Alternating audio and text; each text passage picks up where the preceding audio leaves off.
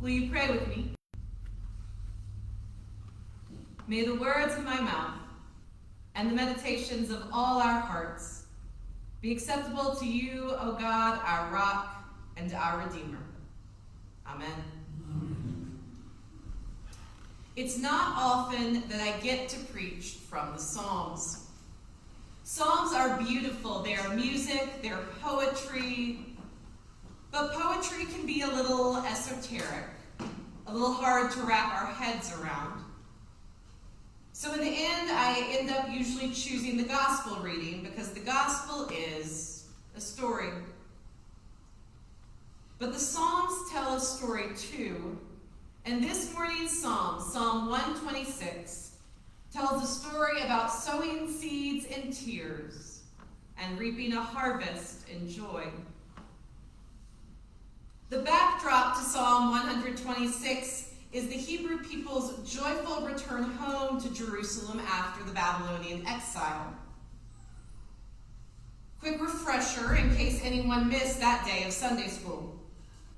In 586 BCE, after God's people Israel had lived for centuries as their own sovereign nation, King Nebuchadnezzar of Babylon conquered Jerusalem, burned the city, destroyed the temple, and carried the people away into captivity in Babylon. And for a whole generation, 47 years, the Hebrews lived in exile, strangers in a strange land, longing and crying out for home and feeling like they had been abandoned by their God. The Babylonian exile is the foundational trauma of the Old Testament. They're a nation in ruins, a people in despair. Tears are their constant companion. All hope seems lost. And then, things changed.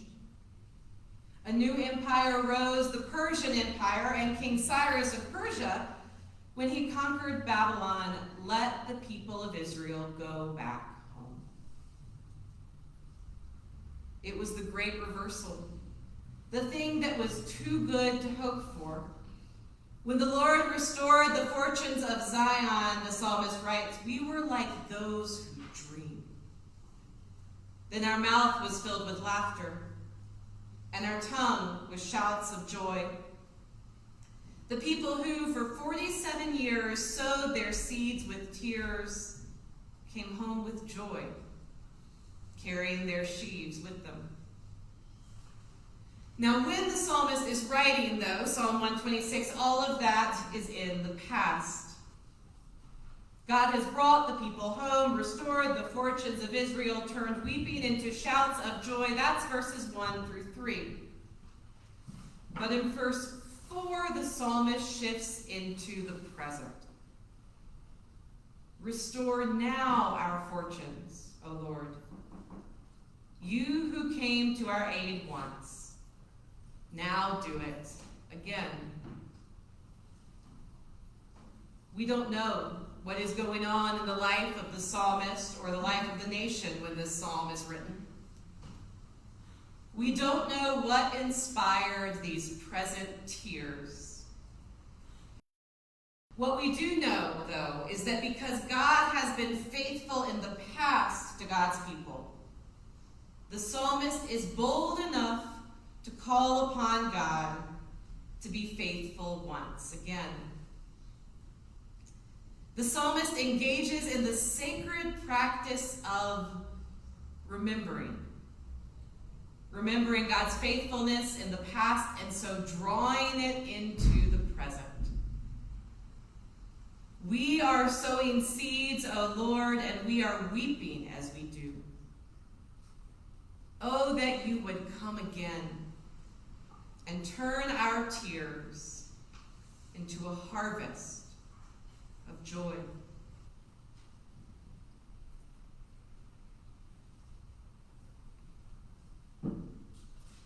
Recent experience has taught me a thing or two about sowing seeds in tears. For the last 18 months, I've been seeking to start a family, sowing a slightly different kind of seed. And friends, here is what I've learned.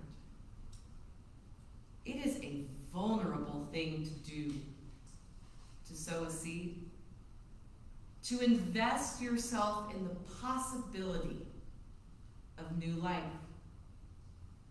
to pour the whole of your heart and soul into something that may or may not ever take root. It is absolutely terrifying. No wonder the psalmist tells us that those who go out to sow go out weeping. Sowing a seed can break your heart. All your dreams and hopes and prayers and labor, it can be in vain. And yet, there is the possibility that it all just might work. And so, we dare to keep sowing seeds. You've been there before too, haven't you? Maybe you're there right now, investing your whole self in a hope that may never come to pass, praying through tears for the job, the healing, the family, the reconciliation, the outcome that, well, you don't actually know if it's even possible. You too have poured your heart and your soul, your labor and your strength into a hope, a prayer, a seed, haven't you?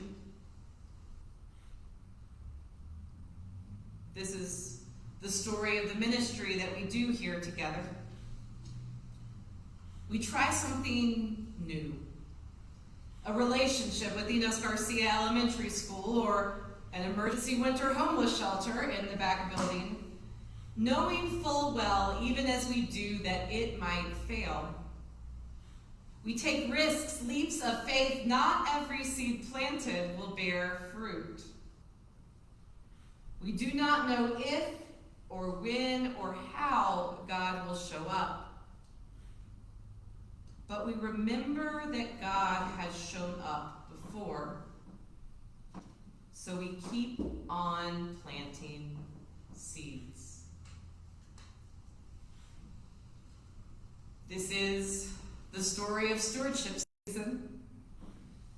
We invest, quite literally, in a future that we may or may not ever get to see. We put our money into God's project in the hope that it will come true. It's a vulnerable thing to do. Sowing a seed, starting a capital campaign, applying for a grant. In fact, when Carol gets back into town, you can ask her just how many tears I personally shed during the whole grant writing process. And still we sow these seeds, praying that one day they just might bear fruit. Like the psalmist, we sow seeds even when we sow in tears. Because like the psalmist, like the whole Hebrew people, we engage in that sacred practice of remembering. We remember how God has been faithful in the past. And so we, First Presbyterian Church of Taos, call on God to be faithful again. During this anniversary season, we've been telling the stories of our congregation, of God's faithfulness to seeds planted in generations past. Stories of Padre Antonio Martinez, who primed the soil for Presbyterians in Taos. Of James and Martha Roberts, who founded this church. Of Mary Pyle, who secured the funding for the mission school. Of the Brandenburgs and John Galmin, who built this building. Of Porfirio Romero, who founded La Jicarita Cluster and Camp Loma Verde. Of Raymond Kirsting and John Snyder, and so many others who engaged in mission and outreach and made this church a central force for good in the life of our Taos community. For 150 years, the people in this church have sown seeds in good times and in bad, in laughter and in tears, never knowing when or what they would reap. Entrusting the future in the seeds they planted to God, risking vulnerability, taking a leap of faith. And we have been the ones to reap their harvest. We have come home with shouts of joy, carrying their sheaves. Now it's our turn.